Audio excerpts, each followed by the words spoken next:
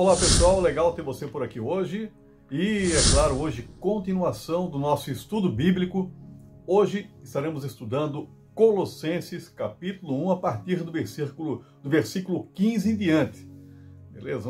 Extraordinário, pessoal. O que está marcado aqui em Colossenses é algo incrível.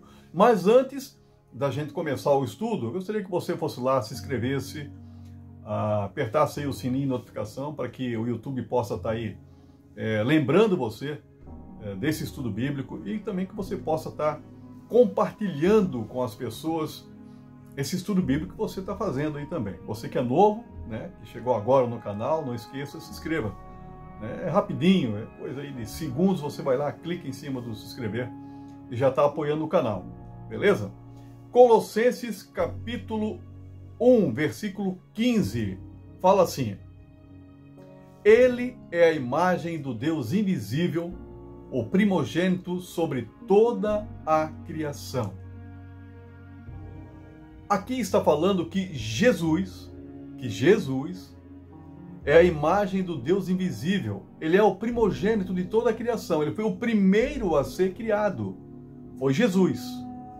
E aqui fala algo interessante também no versículo 16. Note bem. Porquanto nele foram criadas todas as coisas, nos céus, na terra, as visíveis e as invisíveis. Tudo foi criado por meio dele e para ele. Ainda fala que sejam tronos ou dominações, né, as coisas visíveis e invisíveis, sejam governos ou poderes, tudo foi criado por meio dele e para ele. O que a gente aprende aqui? Em primeiro lugar, aprendemos que sem Jesus, o planeta Terra não existiria. Porque diz que tudo foi feito por meio dele e para ele. Isso Deus outorgou Jesus. Jesus foi tudo. Então Jesus, sem Jesus, vamos colocar assim, o universo seria apenas o universo. Porque a palavra diz que quando Deus veio para fazer a terra, diz lá que a terra era sem forma e vazia, e o Espírito de Deus pairava sobre as águas. Então, o interessante é que quando Jesus chegou aqui para fazer tudo isso, que diz que foi por meio dele e para ele, ele já sabia o que estava fazendo. Ele sabia qual tinha sido a ordem do nosso Deus, que também estava com ele. Na verdade, a gente vai perceber em Gênesis que eles estavam juntos. Estavam juntos. Aí fala aqui, no versículo 17, ele existe antes de tudo o que há, e nele todas as coisas subsistem. Tudo está abaixo de Jesus. E agora aqui eu quero lançar uma palavra de esperança para você. A doença está abaixo de Jesus, os problemas, as dificuldades, o que você imaginar está abaixo de Jesus. Porque Jesus é um nome acima de todo nome. Então, se Jesus é um nome acima de todo nome, ele é um nome acima de tudo. Todos os problemas, todas as dificuldades, né, os reversos da vida, até a nossa felicidade, tudo. O nome de Jesus está acima disso tudo. Então, por isso que se diz, para a gente clamar a Jesus, clamar o nome, porque é o nome que está acima de todo o nome. Em vez de ficar reclamando, clame a Jesus. Né? Reclamar, olha só, clamar é pedir, né? Pedir. Vem de repetição. Então, se eu tenho um problema e eu fico reclamando, é como se eu estivesse pedindo novamente aquele problema, reclamar, né? E aqui a palavra de Deus diz que a gente tem que clamar o nome de Jesus. Por isso que fala isso. Clame a Jesus. Lembra Pedro? Salva-me, Senhor. E assim por diante. Então, é um aprendizado que a gente tem aqui. Jesus estava aqui antes de tudo acontecer, Jesus estava aqui. Ele foi o primogênito de toda a criação. Deus fez Jesus primeiro. E aqui no versículo 18, fala, ele é o cabeça do corpo, que é a igreja. Ele é o princípio e o primogênito dentre os mortos, a fim de que em absolutamente tudo tenha a supremacia. Ou seja, Jesus, ele é o primeiro em tudo. em tudo. Né? E aí a gente fala aqui, a gente acaba percebendo no versículo 18, diz que ele é o cabeça da igreja. Ele é o cabeça da igreja, que é o corpo de Cristo. O corpo de Cristo. Ou seja, nós fizemos parte do corpo de Cristo se nós aceitarmos a Cristo como Senhor e Salvador. E aí nós começamos a participar desse corpo. Você entra para esse corpo de Cristo. É igual, vamos colocar aqui, você quer ser um militar, de repente, entrar para o exército, marinha, aeronáutica e tal, você vai ter que se alistar e depois você entra para esse corpo militar, vamos colocar assim, né? E aqui a mesma coisa. Ah, Edson, eu quero entrar nesse corpo de Cristo, então você vai ter que aceitar ele. Não tem como você estar no corpo de Cristo sem ter ele na sua vida. Porque lá em Romanos, no capítulo 10, no versículo 9, fala assim: se confessares a Jesus como Senhor e crê em teu coração que ele é filho de Deus e que Deus o ressuscitou dos mortos, você será salvo. Não diz que vai entrar num processo de salvação. Diz que você vai ser salvo quando você aceita Jesus como seu Senhor e seu Salvador. E aí você passa a fazer parte desse corpo de Cristo.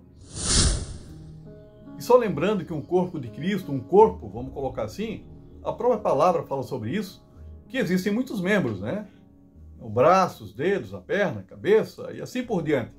Então, nós que fizemos parte do corpo de Cristo, a gente deve entender que talvez a outra parte que está no corpo de Cristo, talvez algum membro da igreja, um irmão da igreja, tal, às vezes ele não tem a mesma capacidade que você tem, porque ele faz a parte do corpo, talvez ele seja, vamos colocar assim, a unha, né?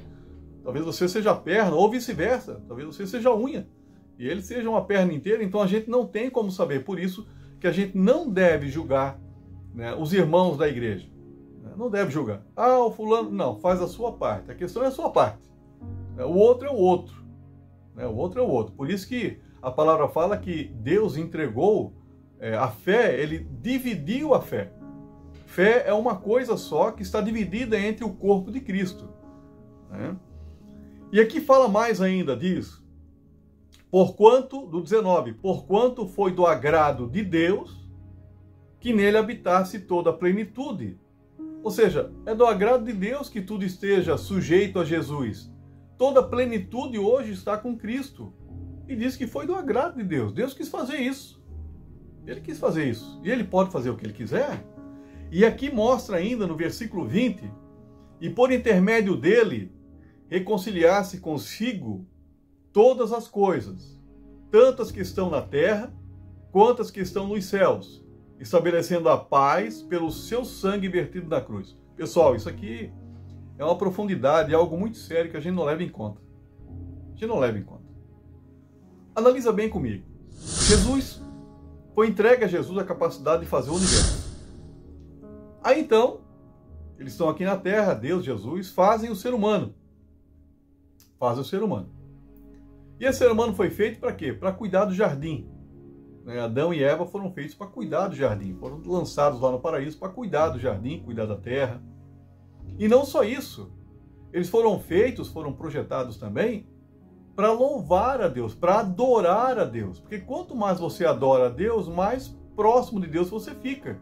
Por isso a necessidade de estar adorando a Deus. Você fica mais próximo dele.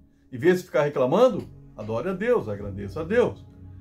E aqui algo tão profundo que Jesus fez o ser humano aqui. Estavam eles fazendo o ser humano. A palavra de Deus diz que Deus veio e fez, mas Jesus estava com ele, como diz aqui a palavra. E agora Jesus morre na cruz. Pessoal, presta atenção nisso aí. Jesus morre na cruz, sem ter pecado algum. Ele estava levando todos os pecados dele, do mundo, nas costas dele. Todos os pecados, todos. E você imagina quantos pecados existem no mundo e quantos tipos de pecado. Né? Na verdade, não é quantos tipos de pecado, mas quantas coisas que geram o pecado. Vamos colocar assim, né? Fica melhor. Quantas coisas que geram o pecado, quantas maldades, quantas coisas ruins, terríveis. E Jesus estava levando isso tudo nas suas costas, mesmo sem ter pecado, estava levando os meus pecados e os seus pecados também junto com ele naquele momento. Naquele momento, Jesus estava olhando para você, estava olhando para mim, estava olhando para todo mundo. E ele mesmo sem pecado foi açoitado e colocado naquela cruz, e morreu para reconciliar com ele mesmo, como se ele tivesse cometido os pecados. Imagina o que é isso? Sem pecado, morreu na cruz para se reconciliar com ele mesmo. E diz aqui, diz que foi depois, estabelecendo a paz pelo seu sangue vertido na cruz. Você quer um amor maior que esse? Não fez pecado, não tinha pecado, levou o pecado de toda a humanidade nas costas. O meu pecado, os seus pecados, o pecado de todo mundo. E ele foi lá e morreu naquela cruz para pagar por esses pecados, mesmo sem ter os pecados. Isso é algo extraordinário. É um amor incondicional que a gente não consegue entender, esse amor. Imagina ele fazer a criatura, o ser humano, e o próprio ser humano que ele fez, espancou ele, bateu, cuspiu no rosto dele. Imagina o que é isso. Você criar alguma coisa, uma máquina, e essa máquina ficar te espancando o dia todo. Né? A gente pega um cachorrinho às vezes, pequenininho, e se ele morde a gente já fica maluco. Poxa, como é que vai me morder? Estou dando comida aqui, estou cuidando de você. Imagina o que é isso. Né? Imagina você ser espancado, açoitado, desprezado, morto. Imagina o que é isso. Por aqueles que ele mesmo fez. É um amor incondicional. A gente não sabe que amor que é isso aí. Esse amor de Cristo que a gente fala, as igrejas, o amor de Cristo, a gente não sabe o que é isso aí. Porque a gente ama até a pessoa não fazer mal pra gente, né? Depois que a pessoa faz mal, a gente para de amar. Não é bem assim? Então, na verdade, a gente não ama as pessoas, a gente ama o ato delas, o que elas fazem. Se elas estão fazendo um ato bom, estou amando. Se a pessoa faz um ato ruim para você, a gente já para de amar. Então, a gente não sabe o que é o amor de Jesus, a gente não sabe. Até passa pela cabeça, às vezes pode sentir um pouquinho, mas a grande verdade, a gente não sabe o que é esse amor de Cristo. A gente não sabe. Vamos lá, então, para a gente concluir. No 21 fala assim: e a vós outros também, que no passado eres estranhos e inimigos de Deus, conforme demonstrado pelas obras mais que praticavas. Agora, entretanto, ele vos reconciliou no corpo físico de Cristo, por meio da morte, para vos apresentar santos, inculpáveis e absolvidos de qualquer acusação diante dele. Como é que eu vou receber isso, pessoal? Como é que agora eu vou ser absolvido, eu não vou ter mais acusação, eu vou ser apresentado diante de Deus como santo, sem acusação nenhuma? Aceitando Jesus como teu Senhor e Salvador. É o único meio. De entrar no céu hoje, é o único meio. Ele diz: eu sou o caminho, a verdade e a vida. Ninguém chega ao Pai senão por mim. Ponto final. Não tem remendo, não tem meio jeitinho, não tem talvez, mas eu acho que é diferente. Se eu creio na Bíblia e creio na graça de Deus, a graça verdadeira, o único caminho é Jesus. Nessa era de hoje, através da graça, é Jesus. Ele é o caminho, ele é a verdade, ele é a vida, e ninguém chega a Deus senão por ele. Não tem outro caminho. E aí fala aqui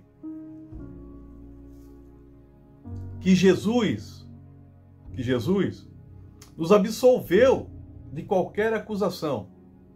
E isso aqui é tão importante a gente entender isso aqui, porque o diabo, o Satanás, lá em Jó, diz que Satanás se apresentava junto com os filhos de Deus, que eram os anjos, e ia lá para acusar, ficava acusando, os homens aqui na terra, como acusou Jó. E ele tinha esse acesso ao céu. Descia, subia, tinha um acesso ao céu. Agora, quando a gente vê Jesus ressuscitando, E a gente vai para uma passagem lá em Apocalipse que diz o quê? Que os anjos falaram: agora foi lançado do céu o acusador dos nossos irmãos. Ou seja, agora Satanás não tem mais acesso ao céu. Existem pessoas que acreditam que sim, não, ele tem acesso ao céu ainda, fica lá acusando nós. Não, nós não temos mais acusação. Está aqui, porque agora fomos absolvidos de qualquer acusação diante dele, diante de Deus. Nós não temos mais acusação. Não tem como Satanás hoje nos acusar. Não tem como. Diante de Deus não tem como, porque nós somos comprados pelo santo sangue de Jesus. Acabou. Não há mais ligação entre Satanás e o céu. Acabou. Acabou. Não tem mais. E é por isso que ele arruma o que hoje? Ainda é um acusador? Ainda é um acusador? Para pensar onde você é mais acusado. Já parou para pensar, não? Dentro da sua própria casa. Você é mais acusado. Você acusa a sua esposa acusa você e assim por diante. Olha o jogo do inimigo. Acusando um ao outro porque foi isso, foi aquilo, porque não fizesse aquilo. E aí dá o que? A discórdia no casamento. Porque Satanás usa a mesma estratégia. Acusador. Satanás, ele tem uma paternidade chamada mentira. A palavra de Deus diz que Satanás é o pai da mentira. Pai da mentira. Por isso que 1º de abril, não fico brincando com 1º de abril, né? Ah, vou contar uma mentirinha aqui. Não, 1º de abril simplesmente é uma data para a gente estar aí comemorando, né? Comemorando o pai da mentira, que é Satanás. Então chega 1º de abril, não quero saber de mentira. Não tem mentira, né? Não tem mentira em nenhum dia do ano, principalmente no 1º de abril. Então Satanás é astuto, bem astuto. Então, para analisar, é dentro da própria casa, né, que existem as maiores acusações. Por quê? Porque Satanás, ele detesta a família. Ele detesta. É terrível para ele ver uma família unida, filhos, esposo, a esposa. Para ele aquilo ali é uma coisa terrível. Então ele acusa dia e noite acusando. Como ele não pode mais acusar você diante de Deus, ele acusa você para sua esposa acusa você e assim por diante. Ficam acusando e discutindo e brigando. E aqui diz o quê? Que nós não temos mais acusação diante dele, diante de Deus. Espero que você tenha gostado desse estudo. Eu tenho uma palavra de esperança para você. Procure uma ótima igreja baseada na Bíblia. Coloque Deus em primeiro lugar na sua vida e eu tenho a certeza que Deus vai te levar para lugares que você jamais sonhou.